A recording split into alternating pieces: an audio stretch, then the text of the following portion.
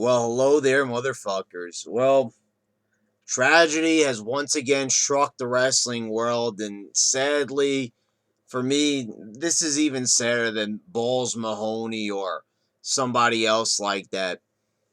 This is about Joni Lawler, aka Chyna, and she'll always be Chyna to me.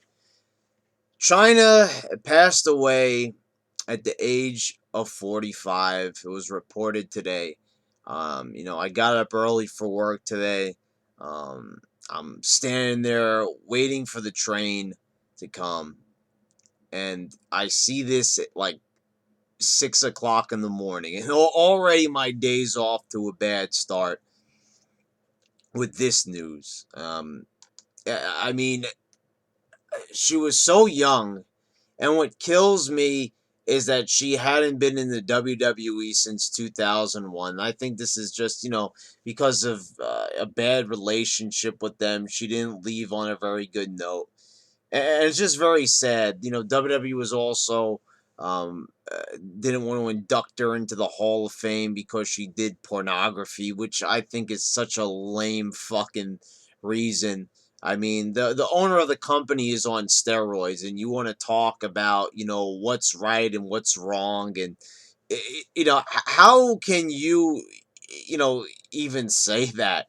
Um, in China, this was not just like some female wrestler that died.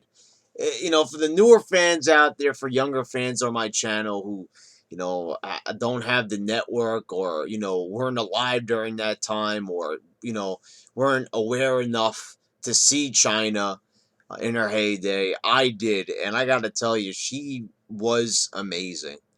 Now there was always criticism about her wrestling skills and things like that, but that's neither here nor there.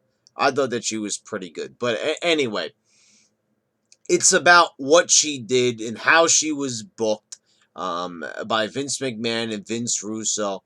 Uh, she just, she paved the way for basically all women in wrestling. I don't care what anybody says, back in the day, Wendy Richter and Cyndi Lauper and Fabulous Moolah and all these other female wrestlers. Female wrestling did not start to matter until China stepped onto the scene. Once China got there, the whole game changed. We were talking about a female bodybuilder here. And this girl, she used to beat up men. She had matches with men. She beat men. She beat a guy, not just any guy, Jeff Jarrett.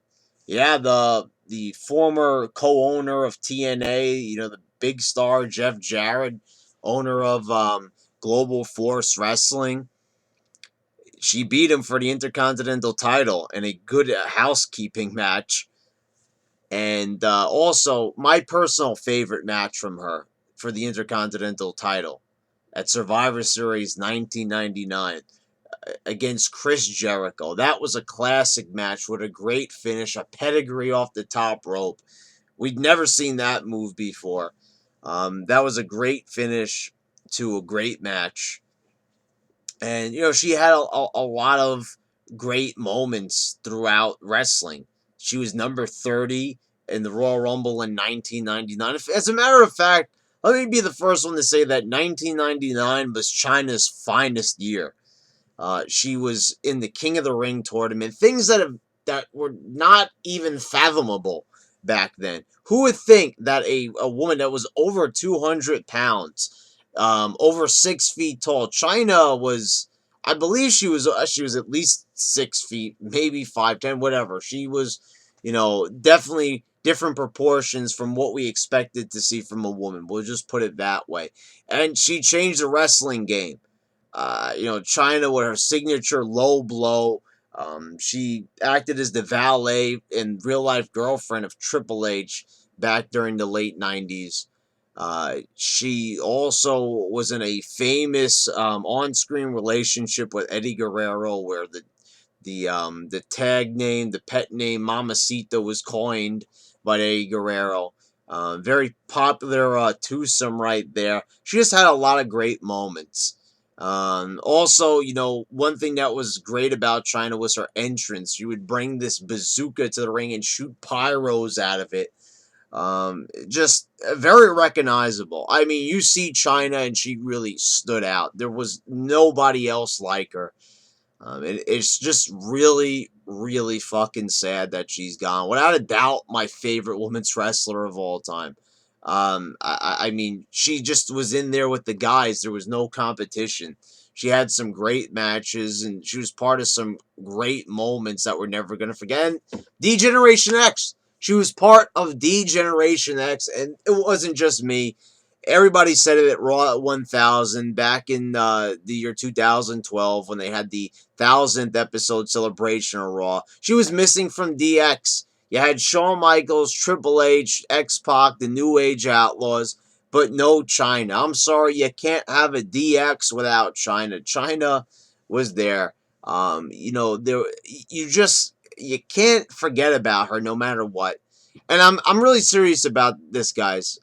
If Raw comes on the air, now I'll excuse, they'll probably, edit a little video or a little still image before SmackDown. They should kind of like edit it to put it in there like a little announcement, but I'll wait until Raw. If Raw goes on the air and we make it through the 3 hours, and they might acknowledge Chyna in the beginning with that black screen with the year, that she lived her lifespan.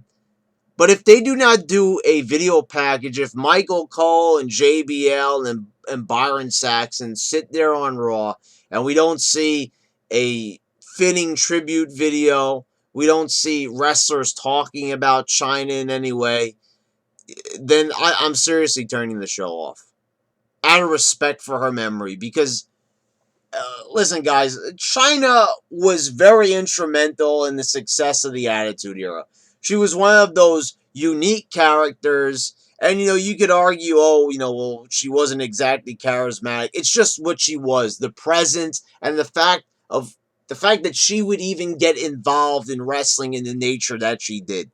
This is stuff that you just can't ignore. It was revolutionary. She was revolutionary. There's a reason why everybody talks about her, still wishes that she came back to the WWE. Now it's never going to happen, but, we all wish that it did. We all wish that Vince McMahon and Chyna could reconcile over some stupid shit. We all wish that we could see Chyna again. And the thing is, we're not going to.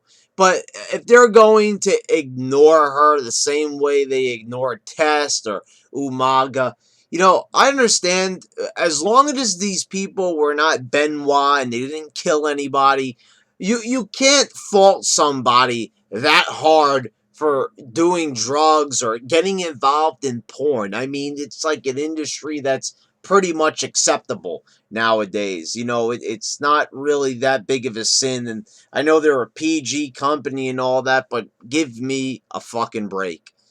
When you've got the owner of the company taking steroids and making fun of guys with Bell's palsy, you're in no position to judge. All right, guys. So yeah, I'm gonna definitely miss Chyna. Um, May she rest in peace. And I saw this great meme where Eddie Guerrero and Chyna were together, and when people were saying like that now they're together in heaven, I have to say that really brought a tear to my eye, and I legitimately felt sad inside. And it's true. Two great. There was nothing wrong with Eddie Guerrero. Yeah, he had past drug use, but they were mostly good people that enjoyed what they did. There was nothing really about Chyna that she wasn't, a good person or anything. So she will be missed. And it's, next year, put all the shit aside. There's no excuse why she shouldn't go into the Hall of Fame in 2017. She's gone now. She's not going to be able to do porn. If they use watch them use some excuse like, oh, but the video footage is still out there. Guys. But anyway, may she rest in peace.